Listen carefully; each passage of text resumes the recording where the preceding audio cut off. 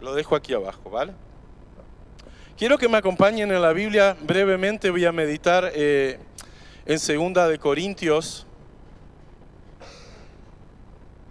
en la carta de Segunda Corintios, ahí en los primeros versículos del capítulo 1 de Segunda Corintios. Pablo para mí es un referente, ¿sí? El apóstol Pablo realmente es una persona que, aunque no lo conocí, a través de sus cartas él ha impactado y ha tocado mucha mi vida, y realmente lo tengo como un ejemplo a seguir, ¿sí? Y Pablo realmente siempre ha sido una persona que se ha mostrado con un espíritu muy fuerte, muy atrevido, muy de... Él tuvo ese coraje de decir: lo he llenado todo con el Evangelio de Jesucristo. No hay lugar al que no haya llegado yo con el Evangelio. Me he forzado en predicar a Cristo donde no haya sido predicado aún, para no poner fundamento sobre otro fundamento. En ese sentido, Pablo siempre ha tenido un espíritu muy como que aguerrido, muy valiente, muy de lanzarse y de ser realmente una persona que tú lo veías pocas veces en una situación de debilidad, pero las tuvo. Pero Pablo siempre ha transmitido a través de sus cartas esa fuerza, esa dureza incluso, y incluso él llegó a decir por carta: aunque por carta soy muy duro, en presencia soy más débil y soy más vulnerable y soy más suave con cada uno de nosotros. Pero yo creo que Pablo, en todas sus cartas, en ninguna se muestra como se muestra en esta carta de Segunda de Corintios, ¿sí? En esta carta de Segunda de Corintios él tiene la capacidad de abrir su corazón con la iglesia de Corintio y poder mostrar muchas de las cosas internas y de sus propias emociones, de sus propias vivencias que él ha pasado. Yo he puesto a este mensaje como título: una pausa crítica, ¿sí? Una pausa crítica en tu vida. Y yo entiendo en la vida de Pablo que, según los sucesos que él nos narra un poco aquí, hubo momentos donde él necesitó una pausa crítica. Entendemos el concepto de hacer una pausa, ¿no? Sí, entendemos el concepto de hacer una pausa. Sí. Vale, y una pausa crítica, ¿qué sería? Una pausa por una crisis, por una situación realmente crítica, ¿sí? Entonces Pablo, él va a tomar aquí en Segunda de Corintios una pausa crítica para su vida. Dice así el versículo 3, del cual voy a empezar a leer: bendito sea el Dios y Padre de nuestro Señor Jesucristo, Padre de misericordias y Dios de toda consolación, el cual nos consuela en todas nuestras tribulaciones, para que podamos también nosotros consolar a los que están en cualquier tribulación, por medio de la consolación con que nosotros somos consolados por Dios. Porque de la manera que abundan en nosotros las aflicciones de Cristo, así abundan también por el mismo Cristo nuestra consolación. Pero si somos atribulados, es para vuestra consolación y salvación. O si somos consolados, es para vuestra consolación y salvación, la cual se opera en el sufrir las mismas aflicciones que nosotros también padecemos. Y nuestra esperanza respecto a vosotros es firme, pues sabemos que así como sois compañeros en las aflicciones, también lo sois en la consolación. Luego sigo leyendo un poco más. ¿Cuántas veces piensan que aparece la palabra consolación, consolar o consolados? Muchas. 9 veces aparece en estos pocos versículos. 9 veces aparece esta palabra o sus derivados, ¿sí? Que son consolación, consolar o consolado. Esta palabra viene del griego, ¿sí? Y significa paraclesis. Y el significado de paraclesis es estar al lado de. Literalmente la palabra consolación, o sea, la palabra paraclesis significa estar al lado de, ¿sí? Estar al lado de, para dar un mensaje íntimo de exhortación, de ánimo o de consolación. Es una cercanía muy íntima, ¿sí? Podríamos referirnos a algo así como cara a cara, corazón con corazón. La idea es de una conversación, una intimidad segura, profunda, íntima. Esa es la idea de consolación, ¿sí? La idea de paraclesis. También está la parte legal, que es la que usamos para el abogado, que es aquel que nos representa, que nos defiende, que cuida de nosotros legalmente. Nosotros asociamos la palabra paraclesis ¿a quién? Al Paracletos. El Paracletos. ¿Quién es el Paracletos? El Espíritu Santo, ¿sí? El Consolador. Jesús dijo en Juan 14, referido al Espíritu Santo, dice, yo pediré al Padre y Él les dará otro Consolador para que los acompañe siempre, el Espíritu de verdad. Y unos capítulos más adelante, mientras Él está anunciando su muerte y el hecho de que Él va a ir a la cruz, Él dice, les conviene que yo me vaya, porque si yo no me voy, no vendrá a vosotros el Espíritu Santo, ¿sí? El Paracletos, nuestro ayudador, nuestro consolador, aquel que vive con nosotros, aquel que tiene esa intimidad profunda con nosotros, el que nos consuela, el que nos alimenta, el que nos fortalece, el que nos nutre. Esa es la figura que nosotros conocemos de el Paracletos. Pero Pablo aquí, cuando está usando la palabra consolación, se refiere al Paraclesis, a esa cercanía íntima que hay en ese momento. Ahora es curioso que ¿en qué contexto Pablo está hablando de la consolación? En el contexto de los problemas, de las dificultades, en el contexto de la tribulación. ¿Sí? Fíjense que en la Biblia nunca va a aparecer la palabra consolación en otro contexto que no sea el de la tribulación. O sea que para que haya consolación, ¿qué tiene que haber? Tribulación. ¿Cuántos quieren consolación? Y seguramente todos. ¿Cuántos quieren tribulación? Seguramente ninguno. ¿Sí? Yo hace unos días estaba leyendo allí en Hechos cuando Ananías iba a ir a orar por Pablo para que reciba la vista y Jesús le decía, yo le enseñaré cuánto le es necesario padecer por mi nombre.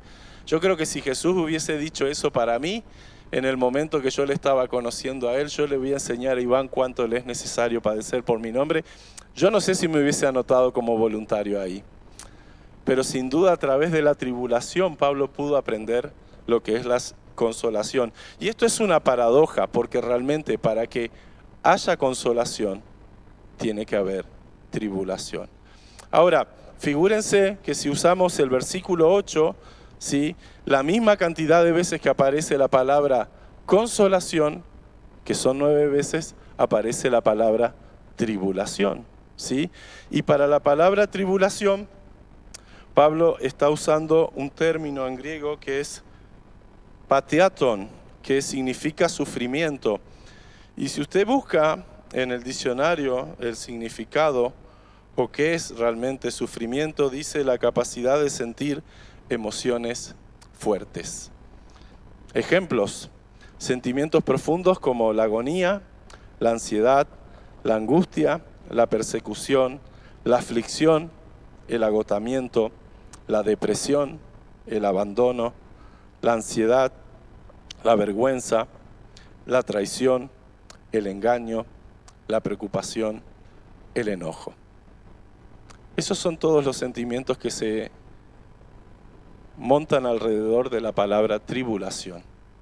Y son sentimientos que no nos gustan. Y son sentimientos que muchas veces nosotros mismos rechazamos. Pero son sentimientos que brotan de nuestro corazón cuando estamos en la tribulación. Ahora dice el apóstol Pablo que para que haya consolación tiene que haber tribulación. Y que en la tribulación nosotros podemos recibir la consolación que viene de parte de Dios. Saben que para mí la consolación es como la gracia de Dios, está aquí, pero tú te tienes que adueñar, tú la tienes que tomar. Y la consolación es lo mismo. Dios tiene su consolación para ti, para el tiempo de la tribulación, para el tiempo del enfado, del enojo, de la pérdida, de la frustración, cualquier emoción que tú puedas poner, pero tú te la tienes que adueñar. Porque si tú cierras tu corazón a la consolación que viene de parte de Dios, tú no vas a ser consolado.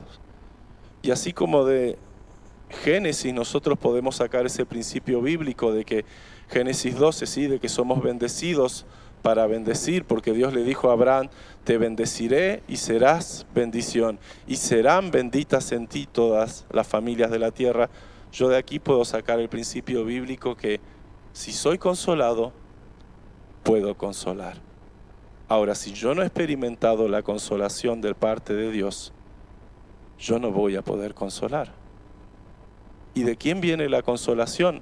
Pablo lo dice en el versículo 3, del Dios y Padre de misericordia, Padre de toda consolación. Versículo 4, el cual nos consuela en todas, no en algunas, en todas nuestras tribulaciones. De manera, sigue diciendo Pablo más adelante, de manera que con la consolación que nosotros somos consolados, nosotros podemos consolar a los demás. Quiero brevemente terminar ya, porque la hora se me avanza.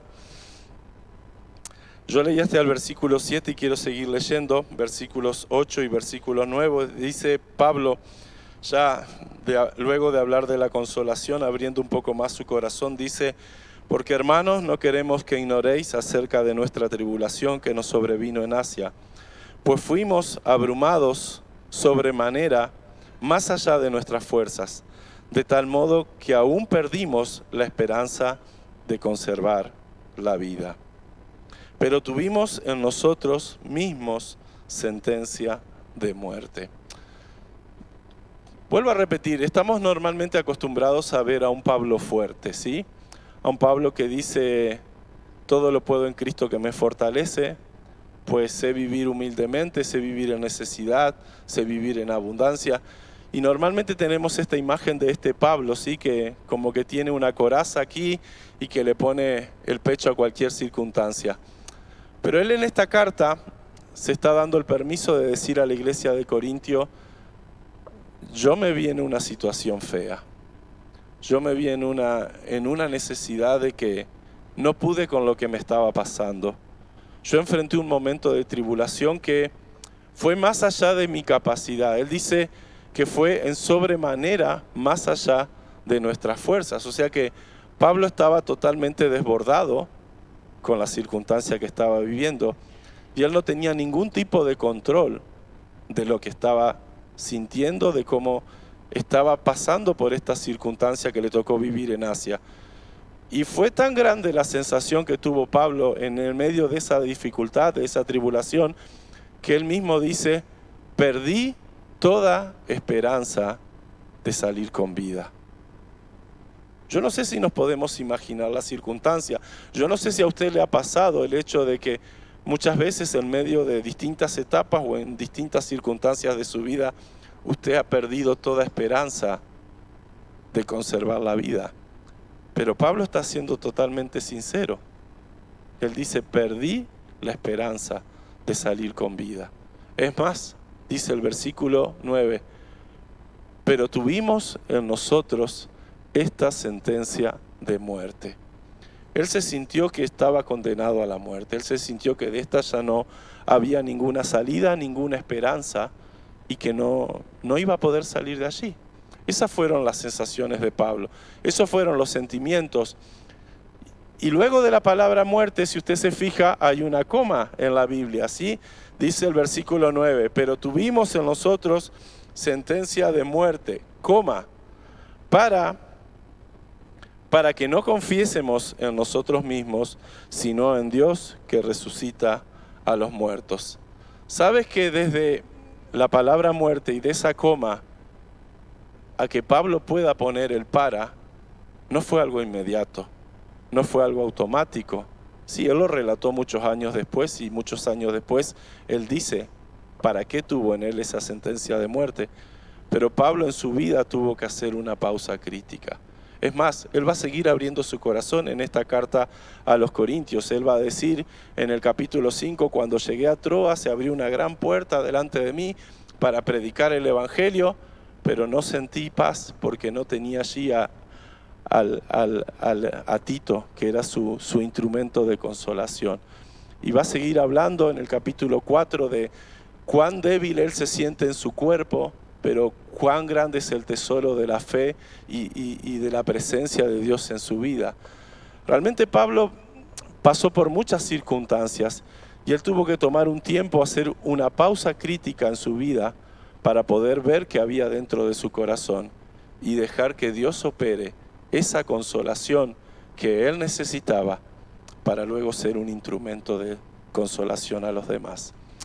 Nosotros estamos hablando mucho a los obreros de la necesidad de hacer una pausa crítica, un tiempo donde necesitamos mirar hacia adentro nuestro corazón, ver qué ha pasado en nuestra vida, ver cuáles son las heridas, las frustraciones, los daños, incluso el enfado, el enojo, la decepción, el abandono y tantas cosas que muchas veces hay guardadas en nuestros corazones, y de dejar un tiempo donde Dios consuele nuestro corazón, lo sane y lo restaure.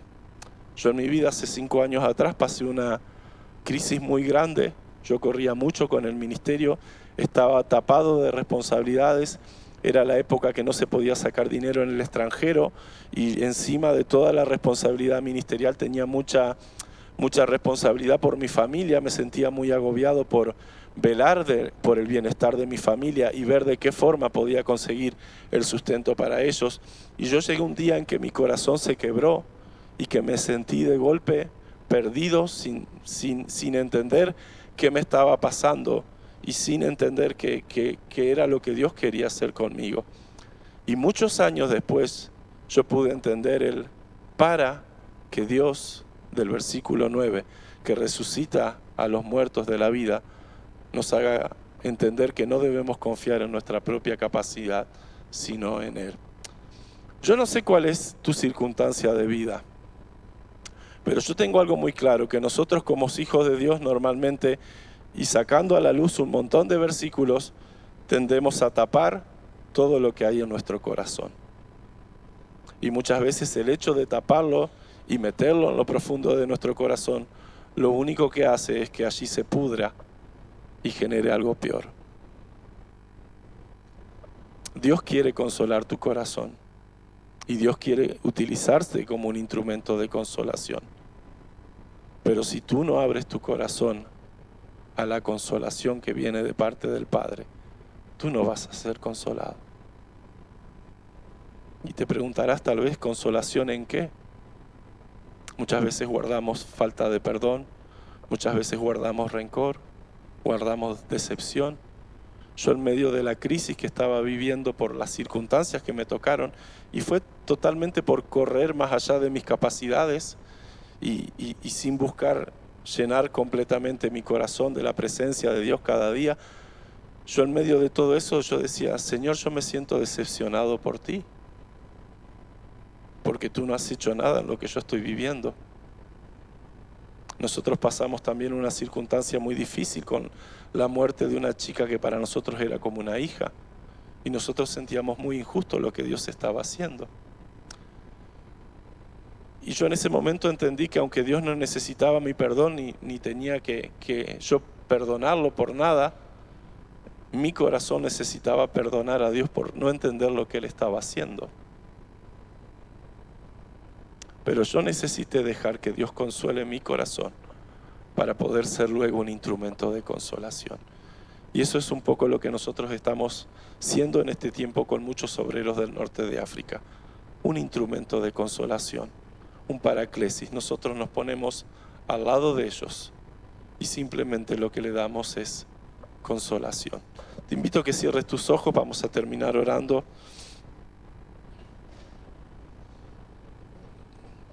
Y no sé si esta palabra hoy es para ti,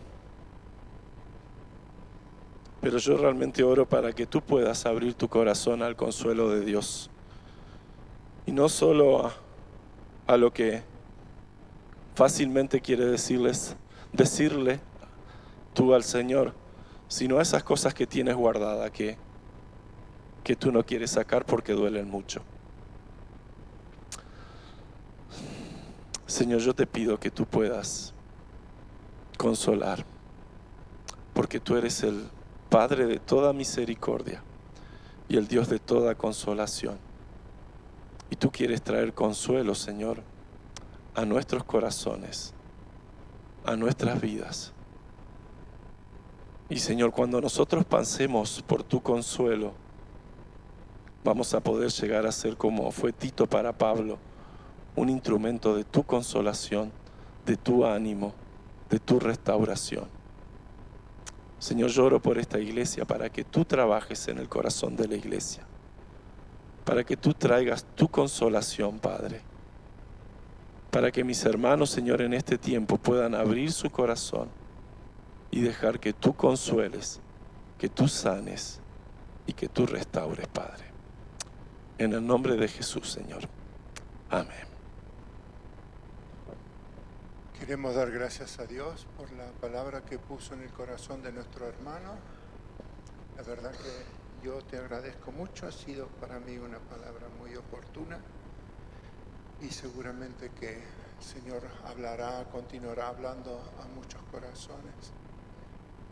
Pero queremos tomar un minuto para dar la bienvenida, no solamente a Iván y a Lorena, su esposa, sino también a personas que en esta mañana nos están visitando. Recordemos que hay hermanos que todavía están de vacaciones y que le veremos, familias enteras que están fuera, le veremos el domingo próximo. Pero quisiéramos orar como hemos hecho el domingo pasado, por necesidades específicas, por situaciones en el corazón, en la vida, en la familia, en el entorno de la familia, que podamos orar. Le quiero pedir al hermano Iván que él ore por estas necesidades. Entonces quiero pedirle, darle la bienvenida a quien está por primera vez. ¿Hay alguno? Sé que hay alguno. Yo de acá no veo nada. Sí, allá hay uno. Aquí, acá. Muy bien. A ver, Alberto, preséntalo fuerte desde allí.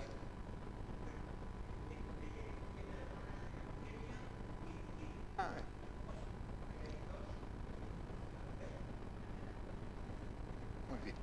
Bienvenidos, bienvenidos. ¿Sí?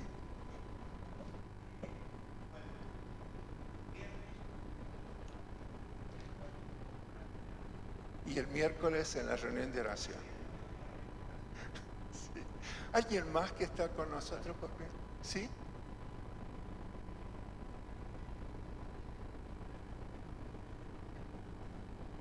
Muy bien. Pues bienvenidos también. Bienvenidos. Por todos. Queremos pedirle que nos pongamos en pie, por favor. Si hay alguna necesidad especial, anímese a pasar al frente. Permítenos que oremos por usted, que podamos abrazarle, podamos darle un beso fuerte, bien fuerte, un abrazo bien fuerte.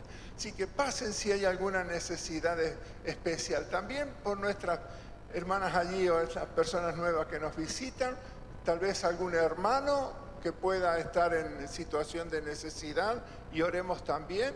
Hemos orado por nuestra hermana Ana el domingo pasado, me ha dicho que está bien, que parece una piba de 15, así que ha agradecido las oraciones que hemos presentado al Señor por su vida. Así que vamos a orar, hermanos, con verdadero espíritu y de oración. Usted haga de cuenta que puede estar en el lugar de ellos, con las necesidades de ellos. ¿Cómo quisiera usted que orásemos por usted? ¿Cómo quisiera que la iglesia levante un cántico de oración por su vida? Así que tenga libertad de orar allí en voz alta por ellos, sin temor, sin vergüenza. Y le voy a pedir a Iván que pueda orar por ellos.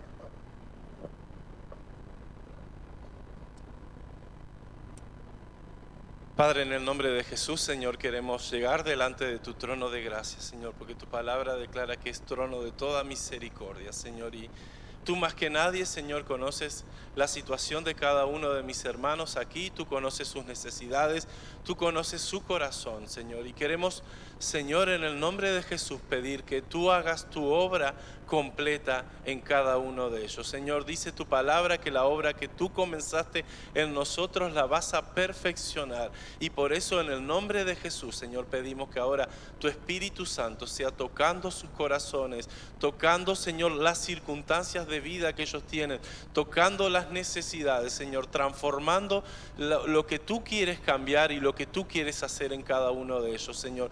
Tú conoces, Señor, su necesidad, y más allá, Señor, de lo que nosotros podamos pedir o de lo que podamos entender, tú quieres obrar en sus vidas, Señor, y por eso pedimos en este momento la manifestación de tu Espíritu en cada uno de sus corazones, en sus mentes, en sus necesidades, Señor, consolando, animando, fortaleciendo, poniendo gozo, Señor, en medio de la desesperanza, poniendo, Señor, ese sentimiento de que tú estás en control, trayendo tu paz que sobrepasa todo entendimiento, Señor, y guardando su mente y su corazón en completa paz. Señor, ponemos sus vidas en tus manos y pedimos, oh Dios, que tú hagas tu obra en ellos, Padre. En el nombre de Jesús, Señor, en el nombre de Jesús, nombre que es sobre todo nombre. Amén, Señor. Muy bien, tomen asiento y queremos recordar que ahora pasamos a nuestras clases de la Escuela de la Biblia. Hagámoslo con premura para que no nos perdamos mucho el tiempo, y invitamos a las personas nuevas, que los que lo han acompañado y lo conocen, que estén con ellos en la clase, que no los dejen solitos, y que los maestros que les tocan a ellos pues puedan compartir un mensaje que sea entendible también para ellos, ¿no es cierto? Así que pasamos, los jóvenes a su clase, los adolescentes, los matrimonios.